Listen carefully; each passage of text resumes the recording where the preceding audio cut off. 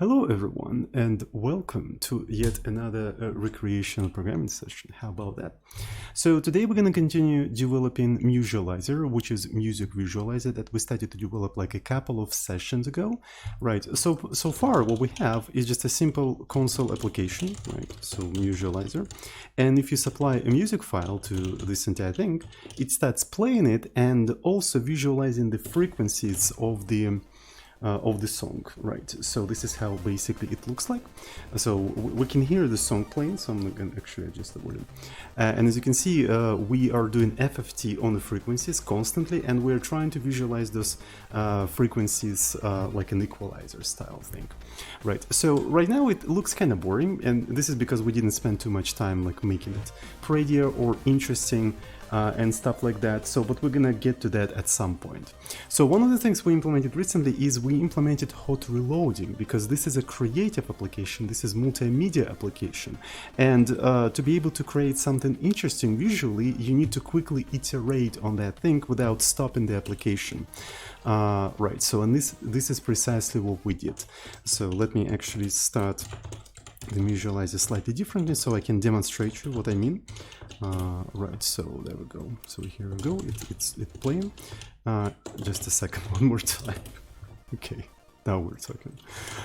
So I'm gonna go to the logic of this entire stuff, and now I can adjust the code, right? I can change the color of this entire thing.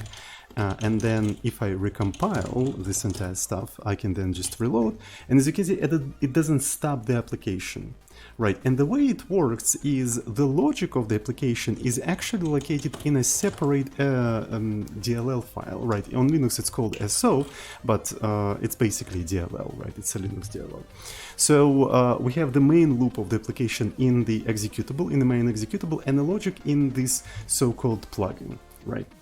And there's a couple of problems with this kind of approach right now, right? So the way we implemented it, right, is that essentially we have some functions in this separate SO file, in this separate DLL, and then in the main application we have a bunch of global variables that stores the pointers to those functions, and then we have a special function that basically just loads them one by one using dlopen of Linux. Dlopen is essentially a library that allows you to load up dynamic libraries at runtime and just search for symbols within those libraries and just like call to the symbols if they are functions.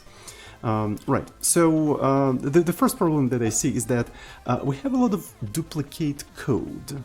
Right, so essentially, first of all, what we do, we have a header plug, plug.header, and we have signatures of the functions that we have in that plugin, right? So we define them as type defs.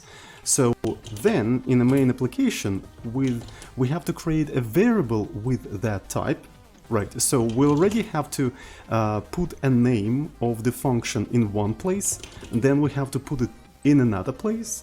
And then we have to not forget to modify reload libplug function, right, and actually load this entire thing. And if we take a look at in how many places we have to mention the function name, we have to mention it in 4 different places, right? So you just want to add one single thing, and you have to modify so many places. It's just like, it's too much. It's like there's too many places to make a mistake at.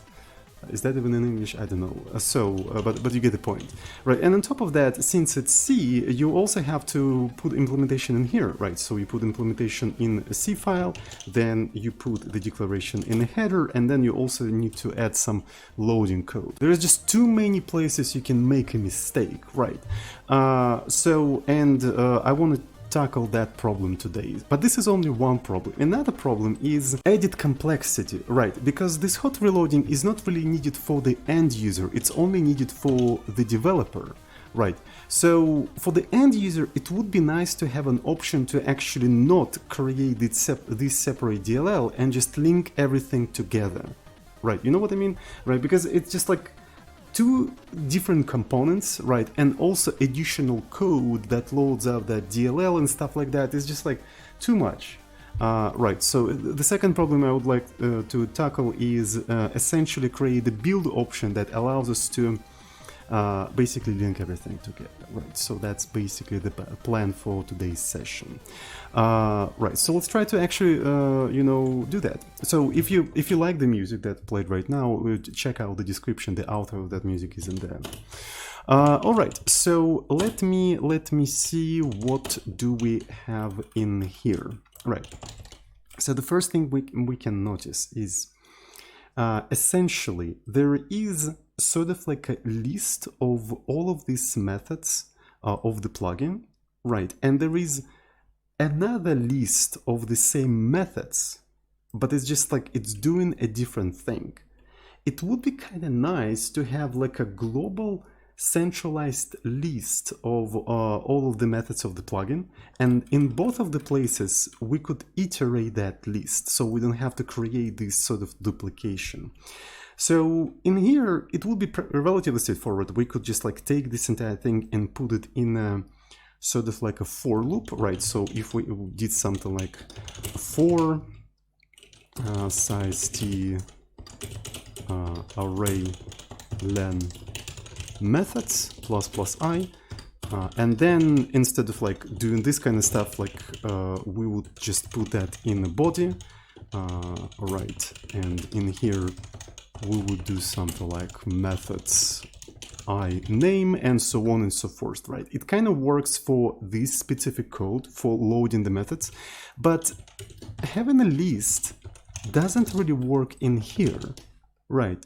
Because here we can't really iterate anything. We can't really put a declaration of a variable in a loop, right? What we need to do here, we need to generate code at compile time, right? So we need a compile time list of methods, and then having that compile time list of methods, we need to generate like these variable declarations.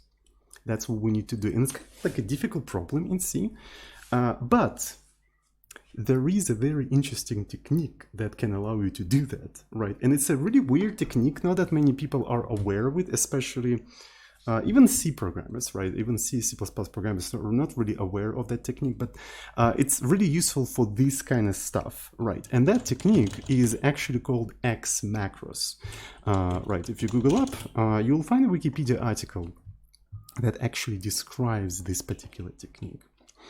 So X macro, I hope that's the right article. So this is how it looks like, right? So this is the main X macro. It's actually, yeah, so you define a macro that defines a list of things, right? And within that macro, you actually call X to each individual value, but X is not defined. X is not defined. You define it later, however you want. So it acts like a template. So here it defines just an iteration over a fixed list of values. But what exactly you do on that iteration, you define later. So when you're about to use this thing, you define what to do with each element of this list. Then you put this thing in here, effectively expanding this entire thing and applying this specific X to each individual value, and then you undefine that X. And even in here, like this example is declaration of variables, like exactly our case. We opened Wikipedia and this is exactly our case, right? It's a very interesting technique. Like I really recommend to like learn it, and I'm also going to demonstrate how to use that. So let's actually go to the description, and I'm going to put X macro, right? So here we go. So let's go ahead and try to do that. So I'm going to maybe define that list in the plug.h closer to where we define all of these things. It would be also kind of nice. You know what?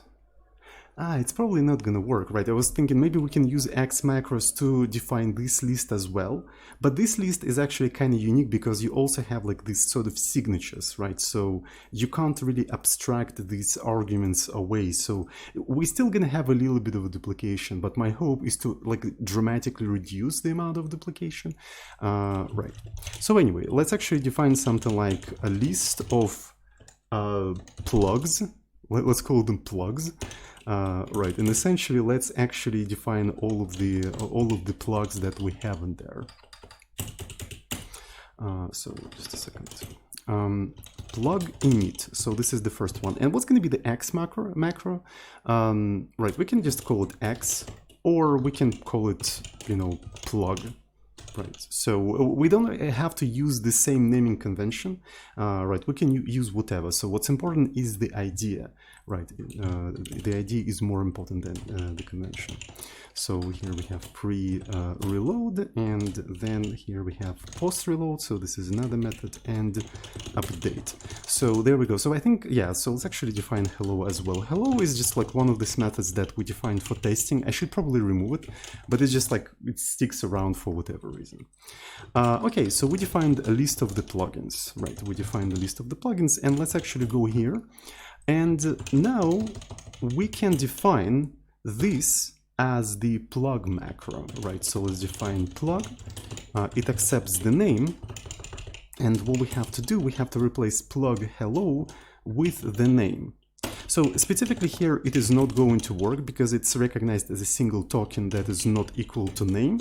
So to indicate that we want to sort of like concatenate the token that is passed through the name with underscore t suffix, we have to do something like this, right? So this is sort of like a C preprocessor way of indicating that.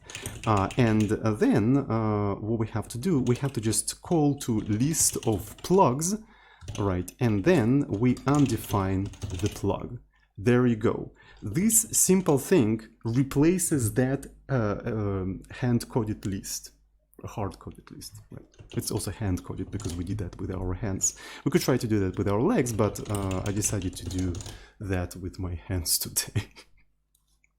Anyway, so if we try to compile this entire thing, I wonder if it's going to work or is it going to crash with some stuff. So I accidentally removed a global variable that stores the state of the plugin, right? So I also had this sort of a variable flag, and I accidentally removed it. So a little bit of a casualties of removing the code, but it compiles at the end. It does in fact compiles at the end, and we can try to play it and see if it's still working, right? It's supposed to work. Does it reload? So it's supposed to reload. I think there's no reason for this thing to fail. Right, so I'm gonna make it blue now. So let's try to recompile. I mean, I didn't want to do that. And something... Oh, is that because I didn't even build it? Yeah, right. And now it works as usual.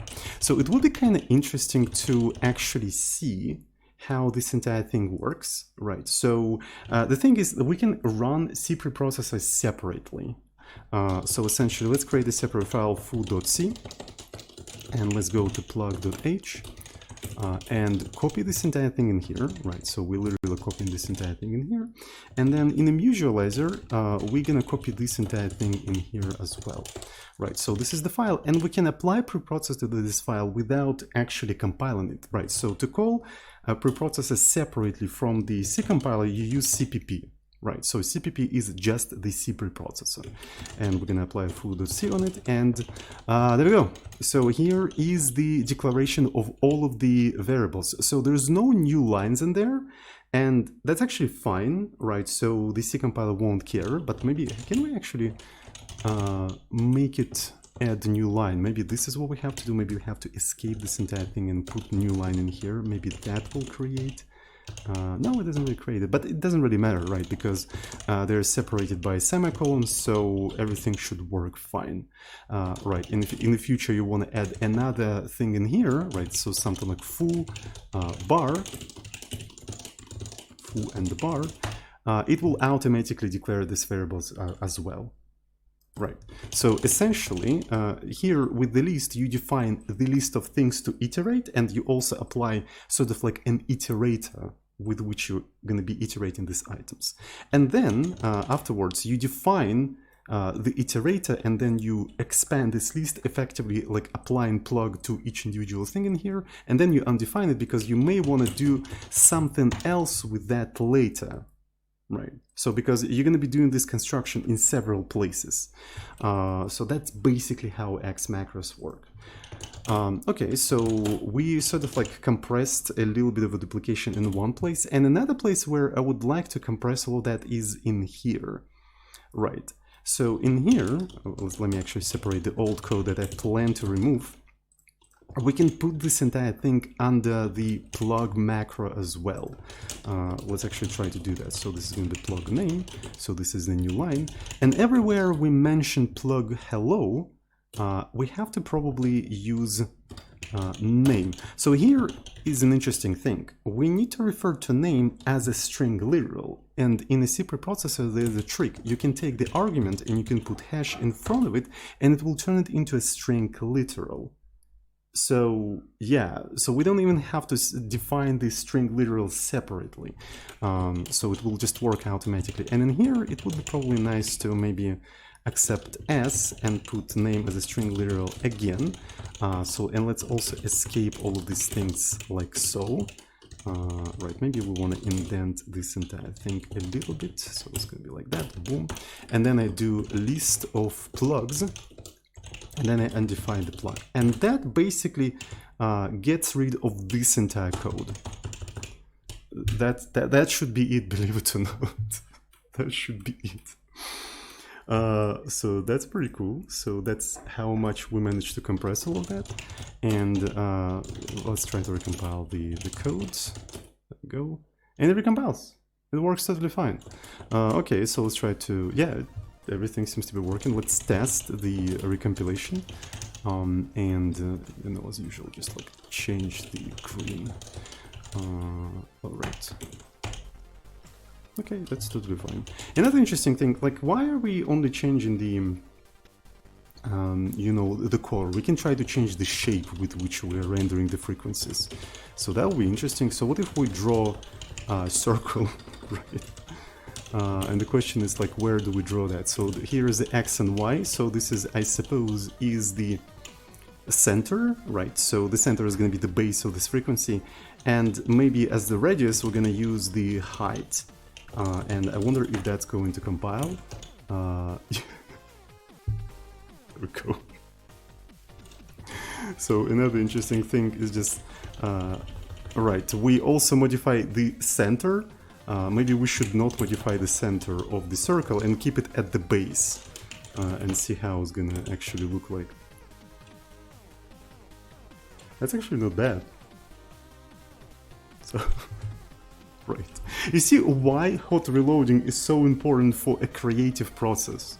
Right, because it just doesn't stop your flow. You get into this creative flow and you're just experimenting, right? You're just experimenting, you're changing these things, and you don't want the compilation step to stop you, right? And especially if you like got the application in a certain state, getting it again to that state could be kind of difficult, right? So that's why it is so important. That's why I'm spending so much time like developing this thing, right? So it is extremely important. Anyway, so that actually, I think, pretty much reduced yeah, I don't think I can use the same technique here because, again, each and individual declaration, type def declaration, is unique because it also includes a unique combination of arguments, right? So I think there's like at least two places where I have to do this kind of thing. Right, but all of that duplication is located like within a single place, right? If I want to add a new function, like something like world, I'm already here, like I should probably, like the probability of me forgetting to add another thing in here is actually rather low, I think. So, and then, where's the hello? And here we can just do world. And that's basically it, I think. We can say hello world. So, and that thing should already be available to the main application, right? And it should be also hot reloadable. We can even test that. So in the visualizer, I'm going to handle is key pressed, and we're going to press the key, let's say P. And what we're going to do in here, we're going to just do plug world. And yeah, it does in fact compile. Everything seems to be compiling. And if I press P, right, it's actually, yeah, I need to start it. Yeah, press P, it says hello world. And then I can quite easily say full bar. Right, I quite easily say full bar, and then I'm going to rebuild this entire thing. I'm going to reload, and then as you can see, full bar. So adding a new function was pretty straightforward. Like, I didn't introduce any errors. The probability of making a mistake is lower than it was before, right? Because we have much less places to mention the name of the new method, right? So we have to mention it in basically 3, right, in a C file, right, when we are implementing, and in a header file 2 times, and that's it. The loader code just uses this list of plugins and generates the loading code automatically, right? So we don't have to even worry about that. That's pretty cool, I think. I think that's pretty cool. So another problem that I want you to tackle is basically linking this plugin system together, right, statically, which should effectively disable hot reloading, but that is fine. That is totally fine for like an end user application, right? Because this is the feature for the developer, right? There should be an option to get rid of all of this hot reloading stuff and simplify the whole thing down to just like a single executable. There should be an option to do that, in my opinion. All right. So essentially, when we are hot reloading, we're not really linking with the functions, right? We actually have a list of variables, and here is the list of variables that store pointers to those functions. So when we want to disable hot reloading, we have to actually approach that slightly differently. So there is rather an interesting quirk of C parser, or I'm not sure if it's a syntactical thing or semantical thing. Maybe it is both. Right, so let me actually demonstrate you. So let's create a simple C application. We're going to take advantage of that weird syntactical semantical thing. Right, so I'm going to return 0, and let's define a function foo. So what this function is going to be doing is going to be just like printing for nothing particularly special. I'm going to define it below main, and if you try to compile this kind of code, it is not going to compile because C is a single pass compiler. Why did it? Well, I never actually tried to call this function. Okay, I actually know C. Okay, I know C. It's just like I forgot to call this function. All right, so it says implicit declaration of the function foo. It cannot see that function. Right, it's a single pass compiler, so it's essentially was designed for compilers that just parse the code and instantaneously generate the binary, the actual output. So it's not how the compilers work today, but this is what the C compiler was designed for. All of its semantic was designed around that. So, and because of that, you can't use the function before you implemented it. If you want to use that, you first have to declare it. You first have to declare that function. Right, so once you declare it, you can actually do that. Everything works fine. We can even run this function. As you can see, it says foo. Everything is totally fine. Right. And what's funny, if you just don't really implement it, it will compile, but it won't link properly because it would expect that maybe foo is defined somewhere else and linker couldn't find this function. So that is totally fine. So one of the things I discovered recently is that syntactically you can put parentheses in here, and that's basically equivalent code. In fact, you can put as many parentheses as you want in here, right? So that's totally fine. So and the reason I think why you want to put parentheses in there is that sometimes you want to define not just a function declaration, but a pointer to the function. This one is very interesting. This one is very interesting. So as soon as you put a star in here, this is not really a function declaration anymore. This is a definition of a variable that stores a pointer to the function with this specific signature. If I understand correctly. If I don't understand it correctly, please let me know in the comments, but this is what I think it is. Right, so essentially if you do think like that, This is the declaration of a function that is going to be implemented somewhere later. If you put a pointer in here, this is the definition of a variable that stores the pointer to this specific function, and this is why we have redefinition of foo, because you have a variable foo and a function foo. Does it even say that? Oh, well, it says symbol. It doesn't mention what is variable and what is function, right? So it doesn't mention it explicitly for it. It's just a symbol, right? And what's interesting, it's going to compile if you comment out this function, so the symbols don't conflict anymore. And if you try to call it, it basically segfaults. It essentially segfaults because this thing probably equal to 0. So we can try to print the value of the pointer in here, right? So we can try to print that and see. It is nil, and then it will trying to call to nil, and it segfaults it. One of the things we can try to do, essentially, we can maybe you know, put underscore in here. It doesn't really have to be bar. It has nothing to do with bar.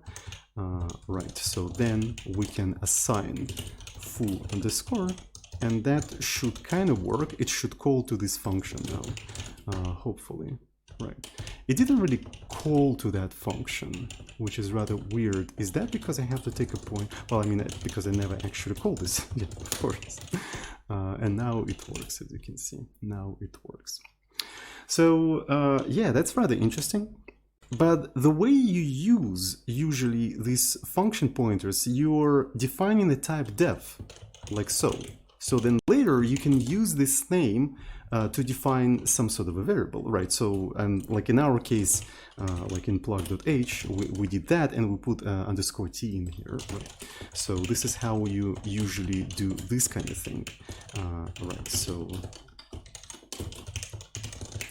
and then later you would create foo and assign it like that, and then you would call this entire thing and it would work, right? So essentially you can like turn this from a variable definition of a pointer to a function to basically a type alias, and it aliases to the signature of this function, and then you can define this as a proper variable now, right? You can now define it as a proper variable. And here is the interesting part. What is going to happen if I remove this thing? We know that without the type def, this was not a definition of a variable, it was a declaration of a function, and then by changing that to a pointer, now it is the definition of the variable which stores the pointer to the function. But what if we don't put any pointer in a type def? What is foo underscore t? What is foo underscore t? That is a very interesting question. We can try to compile this entire thing. It says illegal initializer. So let's define this thing as a global variable, like so. What is going to happen? That is kind of bizarre, right? And define the reference to foo. So what if I define the function foo again, right? And furthermore, I put it like that. It kind of works. So this entire thing acts like a function declaration for this implementation of the function. It looks like a variable definition, but it's actually a function declaration. And as soon as you put a star in here, it is not a function declaration anymore, it's the definition of a variable. When I discovered that today, I was absolutely weirded out. Like, I keep repeating that over and over again. C is an extremely simple language. It was designed to be simple. You can learn this language in its entirety in a pretty short period of time. But the more you work with that language, like, you're always gonna discover something new with it. Like some weird quirks. Like, I programmed in C for a very long time. I didn't freaking know that. But the thing is, like, again, in case of C++, it is understandable. C++ is a very complicated language, and every year it becomes more and more complicated. So it is totally fine to just not know something in C++. Even the creators of C++ don't know C++. But C is supposed to be a very simple language, yet I keep discovering new things in there. It's just like, what the fuck?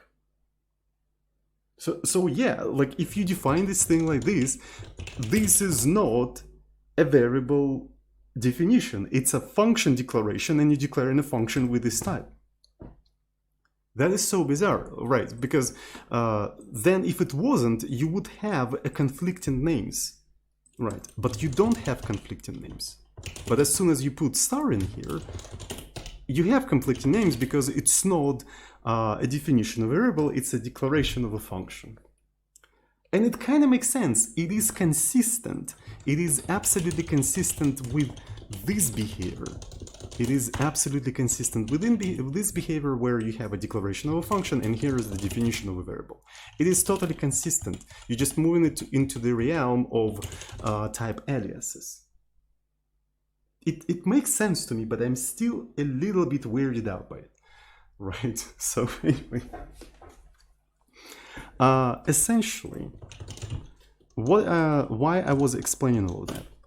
So here we have a list of plugins, and we are just declaring, you know, the variables with the types of the functions. If we go a little bit of a back and essentially don't define them as pointers, all of these things automatically become the declarations of the functions, not definition of the variables, but declarations of the functions, right? But we don't really want to have a null in here, right? Declarations of the functions. So, and if we want them to be hot reloadable, we're going to put a star in here, making them definitions of the variables, because now they basically store the pointers and they are hot reloadable. And if we don't want to hot reload and we want to just link everything statically, we remove the star, making them declarations of the functions that the linker will find in plug.c when we actually link the main application and that plugin, if that makes any sense. So we can use this sort of like weirdness to just basically switch between hot reloadable logic and statically linked logic, right? And maybe we're gonna have some sort of a, you know, some sort of a like a macro. If defined hot reload, define this thing, right? Define this thing like so. Otherwise, if hot reload is not implemented, we can essentially define this thing without it. And if I wonder if we can just like factor out it like this. I wonder, yeah, that actually sounds nice, right? So if it's hot reload, define it like this, and if it's not, define it like this, and then just define the list of those things, right? So, and then, by the way, in case of a hot reload, we can even do something like this, right? So we can put a null in here. In this case, it's not assignable to null because it's not a variable definition. So another thing is that when we don't have hot reloading, this kind of becomes obsolete.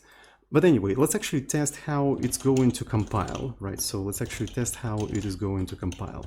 So in build.sh, we already don't have hot reload, right? We already don't have hot reload. So let me say this entire thing. And if I try to build this entire stuff, right? If I try to build this entire stuff, it complains, right? And this is because it tries to assign the symbols, DL symbols, to the names that are just declarations of functions, right? So essentially, we're only gonna have this reload lib plug in hot reload mode. But in a not hot reload mode, we probably need to have some sort of a stub, right? So it is function that returns a boolean. So we can basically make it a macro, hot reload lib plug, that returns true, right? Every time you try to hot reload in a not hot reloadable mode, it just reports you that it hot reloaded successfully because it's not supported, right? So if you can't hot reload, any hot reloading is successful, right? So I guess that makes sense, right? And now if I try to do that, so it compiles, but it cannot find any of these functions, right? It cannot find any of these functions. And the way to fix that is to actually link with the plug.c, src plug, right? So we take this source code that we used to create an SO file, and instead of like compiling a SO file, we're actually linking with that, right? We're linking with the same code we used to hot reload. There we go. And that seems to be working. So now if I try to run this code, right, so let me actually see. Still working. But now we're not supposed to have hot reloading. We're not supposed to have hot reloading. If I try to change something in here, right? If I try to change the rectangles to circles and then try to recompile this entire stuff, it should not work. Right, it doesn't work because it's not hot reloadable. So we effectively removed all the hot reloading logic at compile time. We can bring it back. We can bring it back by not linking with plug.c and enabling the hot reload macro. Right. So now if I try to build this entire thing, it still builds, and if I run this entire stuff, as you can see, it's like the change that we made because we rebuilt. And let's actually see if the thing is hot reloadable. It should be hot reloadable. Right, so this is going to be built at this stage, yeah, it's hot reloadable.